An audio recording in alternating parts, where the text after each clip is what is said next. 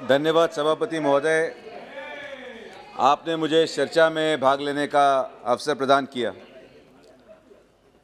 सभापति महोदय, जैसे किसी भी संविधान को समझने के लिए प्रियम्बल समझना ज़रूरी है, उसी तरीके से किसी भी सरकार की नीति या नीयत समझने के लिए माननीय राष्ट्रपति जी का अभिभाषण में अधोरेखित किया हुआ सरकार के द्वारा किया हुआ विकास समझना ज़रूरी है।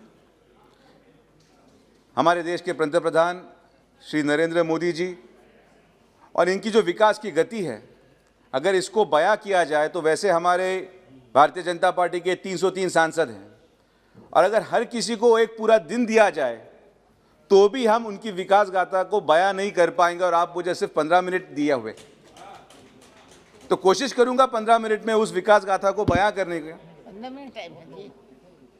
जो हमारे आदरणीय प्रधानमंत्री जी का विकास हो रहा है, जो उनकी गति है, उस पर मैं एक शेर ज़रूर अर्ज करना चाहूँगा शुरुआत में कि जिस दिन से चल रहा हूँ मेरी मंजिल पे नज़र है, कि जिस दिन पे चल रहा हूँ मेरी मंजिल पे नज़र है, आंखों ने कभी मील का पत्थर नहीं देखा।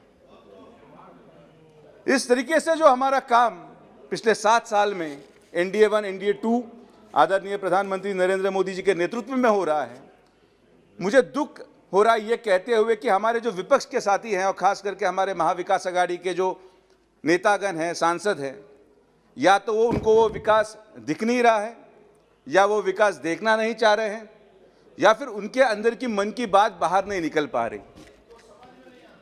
आदरणीय प्रधानमंत्री जी जो हर महीने मन की बात करते हैं, मैं उनसे विनती करूंगा विपक्ष के नेताओं को कि वो भी आपकी मन की बात बाहर निकालें, और वो कैसे बाहर निकलेगी ये मैं आपको बताता हूं।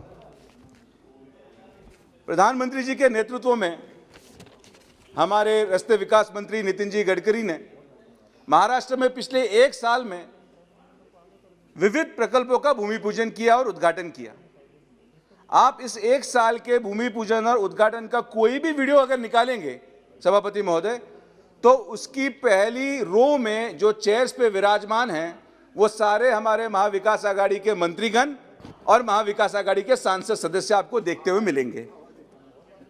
तो एक जगह पे आप उस कार्यक्रम में शामिल हो रहे हैं जिसमें आदरणीय प्रधानमंत्री जी के विकास और उनके निधि के द्वारा रास्तों का निर्माण हो रहा है, लेकिन इस सदन में एक भी सांसद ने उनके विकास के बारे में बोला नहीं। इतना ही नहीं, 50% central reserve fund CRF fund माननीय गडकरी जी के माध्यम से महाविकास आघाड़ी को दिया गया, और उनके विधायक आज अपने अपने विधानसभाओं में उनका नारियल फोड़ते हुए आदरणीय प्रधानमंत्री का जिक्र भी नहीं करते। इससे ये बात जाहिर होती है, जो एक कहावत थी कि सेवा करे कोई मेवा खाए कोई, और इसी के दौरान मेरे लोकसभा में आदरणीय गडकरी जी ने 10,000 किलोमीटर के रास्तों के लिए निधि दिया, और मेरे अहमदनगर लोकसभा का जो विकास जो पिछड़ा हुआ था, उस तरीके में वहां पे इतना बड़ा निधि देके हम विकास को गति देने का प्रयत्न कर रहे हैं। तो ये जो विकास में शामिल महाविकास आघाड़ी के नेता थे, उनकी जिम्मेदारी नहीं कि आप टिप्पणी कीजिए, विपक्ष में आपको टिप्पणी करना जरूरी है, सरकार को सही दिशा दिखाना जरूरी है, लेकिन सिर्फ टिका कीजिए और उनके विकास में शामिल होकर उसकी आप तारीफ ना कीजिए, ये दोगलापन है। ये मैं बड़े नम्रता से कहना चाहता हूं। मैं कोऑपरेटिव सेक्टर से बिलोंग करता हूं। आदरणीय प्रधानमंत्री जी के नेतृत्व में जो सबसे बड़ा फैसला पिछले 1 साल में किया गया वो है कोऑपरेटिव मिनिस्ट्री सेंटर में खोली गई, सहकारिता मंत्रालय खोला गया, जो आज़ादी के बाद कभी नहीं हुआ, और उसके जिम्मेदारी एकदम सही आदमी हमारे गृह मंत्री जी अमित भाई शाह को दी गई। UPA 1 और UPA 2 ने क्या किया?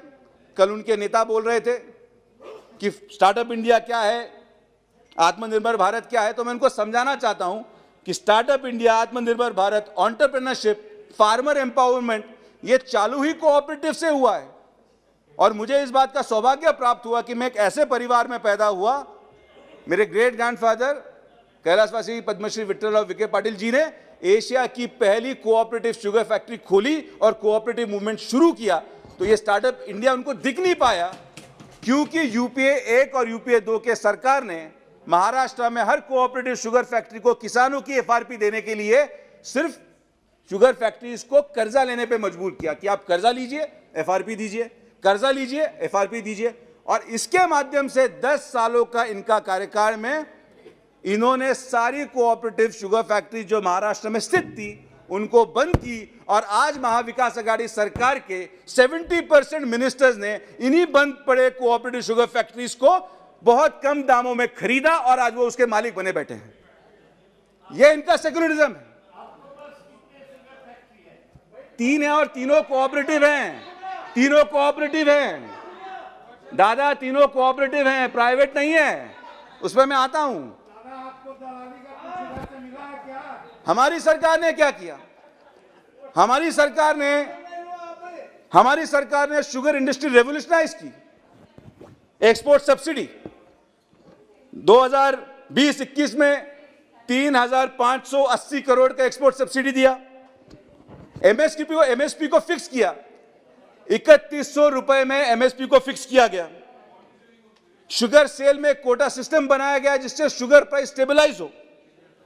इथेनॉल ब्लेंडिंग प्रोग्राम आदरणीय प्रधानमंत्री जी के नेतृत्व में एक अभूतपूर्व प्रोग्राम, यह देश में पहली बार हुआ कि किसी गवर्नमेंट ने इथेनॉल ब्लेंडिंग प्रोग्राम एनहांसमेंट में जो स्पिरिट तैयार हुआ, जो इथेनॉल तैयार हुआ, उसके लिए अलग रेट तैयार किया। सी हेवी के लिए अलग, बी हेवी मोलासेस के लिए अलग, सिरप के लिए अलग। इतना ही नहीं, लेकिन इथेनॉल प्रोडक्शन कैपेसिटी एनहांसमेंट के लिए पिछले 6 महीने में 12,900 करोड़ रुपए का कर्जा दिया गया और 2,790 करोड़ इंटरेस्ट सबवेंशन दिया गया। ये मैं आपको क्यों बता रहा हूं सभापति महोदय? इन सब का लाभ, एक्सपोर्ट सब्सिडी का लाभ, इंटरेस्ट सबवेंशन का लाभ, इथेनॉल ब्लेंडिंग प्रोग्राम का लाभ महाविकास आघाड़ी के हर मंत्री ने, जिसकी शुगर इंडस्ट्री है, शुगर फैक्ट्री से उन्होंने लिया। उन्होंने उसके मदद से किसानों को एफआरपी दी, लेकिन कभी भी आदरणीय प्रधानमंत्री जी का नाम, कभी भी उनकी तारीफ या उनकी योजनाओं की तारीफ नहीं की। इस बात का हमें खेद है। इतना ही नहीं, 1985 से एक केस सारी कोऑपरेटिव शुगर इंडस्ट्री में पेंडिंग था कि जिन जिन शुगर फैक्ट्रीज ने एफआरपी के ऊपर किसानों को रकम अदा की है, 9,500 करोड़ रुपए की इनकम टैक्स पेनल्टी 1985 साल से ड्यू थी। यूपीए 1 आया, यूपीए 2 आया, उसके पहले भी सरकारें आई। माननीय अमित भाई शाह जिस दिन मंत्री बने, एक ही मीटिंग में फाइनेंस मिनिस्ट्री को आदेश दिया, जेआर निकला और 9,500 करोड़ रुपए की टैक्स पेनल्टी माफ कर दी गई। मतलब 35 सालों पुराना इशू 35 मिनट की मीटिंग में पूरा कर सके, हमें अभिमान है ऐसे सहकारिता मंत्रालय माननीय अमित भाई शाह का। पीएम किसान योजना के बारे में तो हर सांसद ने बोला है। यूपीए सरकार में 2008 में कर्ज माफी की थी और उस कर्ज माफी की रकम 60,000 करोड़ थी। और उस कर्ज माफी के 60,000 करोड़ के बदले आज तक वो हर भाषण में वही बोलते हैं कि हमने किसानों के लिए कुछ किया है, हमने किसानों के लिए कर्ज माफी की है। तो हमने क्या किया? आदरणीय प्रधानमंत्री जी ने किसान सम्मान योजना के माध्यम से 19-20 में 48,000 करोड़, 20-21 में 75,000 करोड़, 21-22 में 65,000 करोड़ और 22-23 में बजट में प्रावधान किया 68,000 करोड़ किसान सम्मान योजना निधि में उन्होंने किसानों को दिया। इसका मतलब जो यूपीए सरकार ने 2008 में 60,000 करोड़ की माफी की, उतना अनुदान हम हर साल किसानों को दे रहे हैं। यानी हम किसान को आत्मनिर्भर बनाने की कोशिश कर रहे हैं। यूपीए ने किसान को कर्ज निर्भर बनाया। यही सच्चाई है सभापति महोदय। अभी योजना समझने में दिक्कत है, काफी सांसदों को है, आप आरोप लगा सकते हैं। इसलिए एक योजना मेरे हृदय के बहुत करीब है जिसके बारे में मैं जिक्र करना चाहूंगा, वो है राष्ट्रीय वयोश्री योजना। काफी कम सांसद जानते हैं इसके बारे में। हमारे विपक्ष के सांसद शायद ट्विटर लाइब्रेरी से या व्हाट्सएप यूनिवर्सिटी से पढ़ के आए हैं, तो दिक्कत हो सकती है योजना समझने में। इस राष्ट्रीय वयोश्री योजना की शुरुआत आदरणीय प्रधानमंत्री जी ने 2017 में की और ये ऐसी योजना है सभापति महोदय जिसमें 60 बरस के आगे जितने भी नागरिक हैं इस देश में, जितने भी नागरिक, उनको जो जरूरतमंद चीजें हैं उनके उम्र के हिसाब से, कोई चलने के लिए लकड़ी चाहिए, चश्मा चाहिए, कान की मशीन चाहिए, दांत चाहिए, कमोड चेयर चाहिए, व्हील चेयर चाहिए, ये ऐसे घटक हैं सभापति महोदय जिनको इनके परिवार देखते नहीं हैं। कोई नौकरी के माध्यम से शहर में गया है, घर में बूढ़े माँ बाप है, उनको देखने के लिए कोई नहीं है। प्रधानमंत्री जी ने यह निर्णय लिया कि अगर इनके बच्चे इनको देखते नहीं है तो मैं देश का सुपुत्र नाते मैं इनका ख्याल रखूंगा, और राष्ट्रीय वयोश्री योजना की अमलबजावनी की गई, उनका इंप्लीमेंटेशन हुआ। इतना ही नहीं, मैं बताने में मुझे खास अभिमान है, और ये शायद साथी सांसद नहीं बता पाए, मेरे पास लिस्ट है, मैं किसी का नाम नहीं लेना चाहूंगा, लेकिन इसमें विपक्ष के हर सांसद ने राष्ट्रीय वयोश्री योजना का कैंप अपने लोकसभा में लिया, और वहां पे इन नागरिकों को उसकी सुविधा देने का वो जो प्रावधान है वो किया। लेकिन आज सदन में कोई ये मानने को तैयार नहीं कि हम ये कर रहे हैं। इस बात का मुझे खेद है। और 2020 में हमारे उत्तर प्रदेश के आदरणीय मुख्यमंत्री योगी आदित्यनाथ जी ने वर्ल्ड रिकॉर्ड बनाया था। 28,000 लाभार्थी और 10 करोड़ का सामान आदरणीय प्रधानमंत्री जी के हस्ते उधर वितरित हुआ था।